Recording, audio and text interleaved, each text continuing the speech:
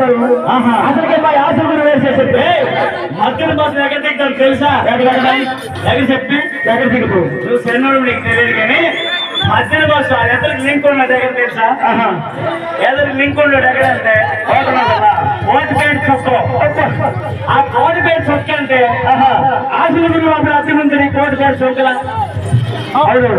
అది ఎదురు లింక్ కదా. అలానే